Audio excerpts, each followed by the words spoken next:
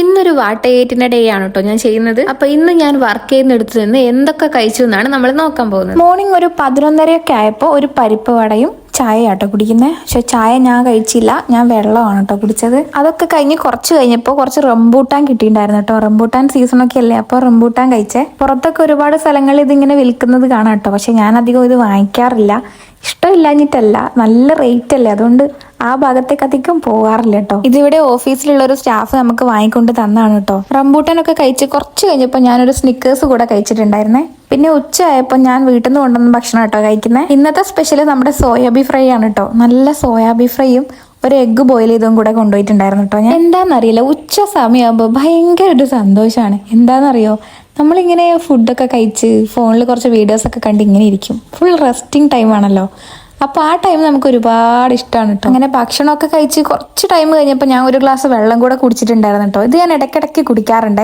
അങ്ങനെ പെട്ടെന്നാണ് കേട്ടോ ഈവനിങ് ആയത്. ഈവനിങ് ആയാൽ പിന്നെ നമുക്കൊരു കട്ടൻ നിർബന്ധം. കട്ടനും പിന്നെ കട്ടന്റെ കൂടെ ഈ കാണുന്ന കടിയുമാണ് കേട്ടോ കഴിക്കാറ്. ഇതിന്റെ പേര് എനിക്ക് കറക്റ്റ് അറിയില്ല. ഇവിടെ നിന്നൊക്കെ വെട്ട് കേക്ക് എന്നൊക്കെ പറയുന്ന കേക്കാട്ടോ. അപ്പൊ നിങ്ങളുടെ നാട്ടിൽ ഇതിന് എന്താ പറയാന്നൊന്ന് കമന്റ് ചെയ്യണേ. അങ്ങനെ വെട്ട് കേക്ക് കഴിക്കലും കട്ടൻ കുടിക്കലും ഒക്കെ ഒരുവിധം കഴിഞ്ഞിട്ടോ. പിന്നെ കുറച്ച് കഴിഞ്ഞപ്പോൾ ഒരു ലേസ് കൂടെ കഴിച്ചിട്ടുണ്ടായിരുന്നേ. ലേസിന്റെ കൂടെ ഈ കാണുന്ന ഒരു മിച്ചർ മുട്ടായി എന്ന് പറയും ഞങ്ങളൊക്കെ, അതും കഴിച്ചിട്ടുണ്ടായിരുന്നു കേട്ടോ. പിന്നെ നല്ലൊരു അടപ്രഥമനും കഴിച്ച് ഇന്നത്തെ ഓഫീസ് ഡ്യൂട്ടി ഇവിടെ കഴിഞ്ഞേ.